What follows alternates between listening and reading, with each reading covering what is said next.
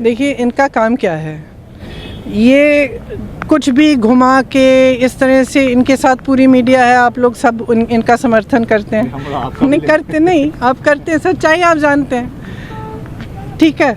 तो ये क्या करते हैं कि किसी भी चीज़ को लेके उसको घुमा के पब्लिक के सामने इस तरह से प्रेजेंट करेंगे कि भाई बहुत बड़ा अपमान हो गया। चन्नी जी क्या कह रहे थे, एक संदर्भ में बात कर रहे थे, वो बेसिकली ये कह रहे थे कि पंजाब की सरकार पंजाबियों से चलनी चाहिए। उन्होंने जिस तरह से बोला उसको थोड़ा घुमाया गया और ऐसे लगा कि वो कुछ और कह रहे हैं, लेकिन सच्चाई ये है कि वो सिर्फ ये कह रहे थे कि पंजाब की सरकार पंजाबी चलाएंगे। मुझे तो नहीं लगता कि कोई यूपी से आकर यहाँ पे राज करना चाहता है, कोई इंटरेस्टेड भी है। यूपी में भी नहीं चाहते कि पंजाब से कोई आके राज करे, ठीक है। अब जहाँ तक ये बात हुई कि मेरे खिलाफ माहौल बन रहा है, मेरे खिलाफ माहौल तो इनको बनाना ही पड़ेगा, क्योंकि ये जानते हैं कि यूपी में कौन लड़ रहा है। 3 सालों से यूपी के जितनी भी समस्याएं उनकी सरकार के खिलाफ एक ही पार्टी है जो लड़ी है, कांग्रेस पार्टी है। बाकी सब झुके हैं इनके सामने, निकले नहीं अपने घर से, इनको मालूम है। तो अब किसी न किसी तरह से अपमान किया है। भैया आपने जो अपमान किया है ना यूपी के लोगों का, यूपी के किसानों का, यूपी के लोगों को इतनी महंगाई देके इनको इतनी बेरोज़गारी देके, और जो अपमान आपने किया है कि आप ही के मंत्री के बेटे ने उनके किसानों को कुचला है। ये यूपी के थे वो किसान जिनको कुचला गया, आपने उस मंत्री को अपने साथ स्टेज पे रखा, अभी तक उसका बेटा रिहा हो गया है जिसने उनको कुचला है। आपने नहीं अपमानित किया यूपी के लोगों को?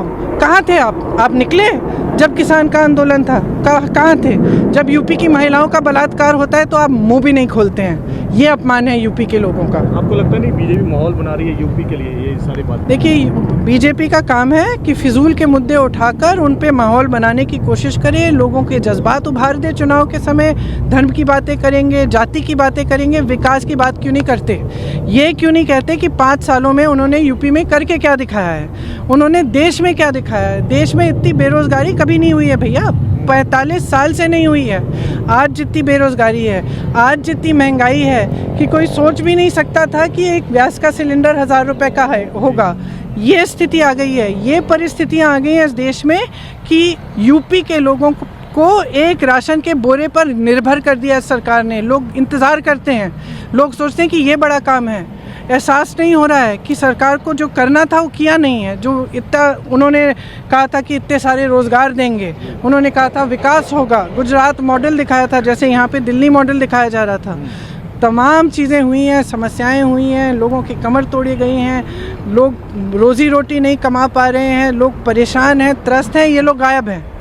तो इनको ऑब्वियसली इनको ऐसा फिजूल का मुद्दा उठाना पड़ेगा। प्रधानमंत्री जी आ रहे हैं लगातार 3 दिन, 2 दिन हो गए, तीसरे दिन क्या समझते हैं? अब आए वो तो देखिए, 5 सालों में तो नहीं आए, किसान आंदोलन था तब नहीं आए, कहाँ गए? अमेरिका गए, कनाडा गए, इंग्लैंड गए, जापान गए, पाकिस्तान गए, बिरयानी खाई वहाँ, श्रीलंका, कहाँ आप कोई भी नाम ले लो किसी भी देश का, मेरे ख्याल से कोई प्रधानमंत्री नहीं होगा जिसने इतना टूरिज्म कर डाला। लेकिन पंजाब नहीं आए। अब चुनाव हुआ है तब पंजाब आए हैं ना, तब पूछ रहे हैं ना आपको चुनाव के समय, तो बाकी टाइम कहाँ थे? पंजाब में क्या माहौल लग रहा है आपका? माहौल मुझे पक्का कांग्रेस का माहौल लग रहा है। मुझे लग रहा है कि यहाँ कांग्रेस की सरकार ज़रूर आएगी। और लेकिन आपके जो केजरीवाल हैं वो कह रहे हैं कि हमारा जो भगवंत मान, केजरीवाल मेरे तो नहीं है बिल्कुल। आप पार्टी का? अच्छा, आम आदमी।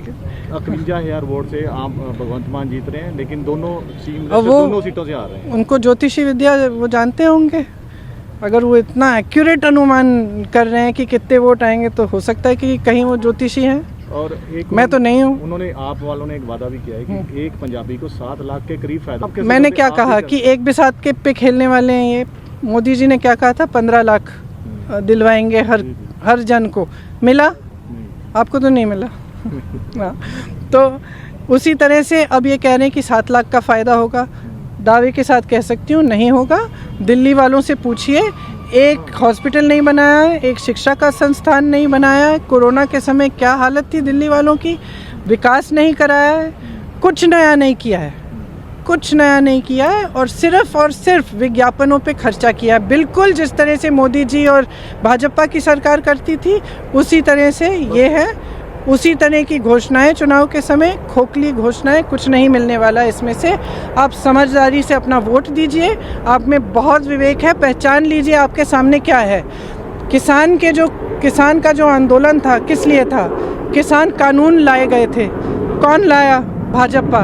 उन कानूनों को सबसे पहले किसने स्वीकार करके नोटिफाई किया? अरविंद केजरीवाल जी की सरकार ने।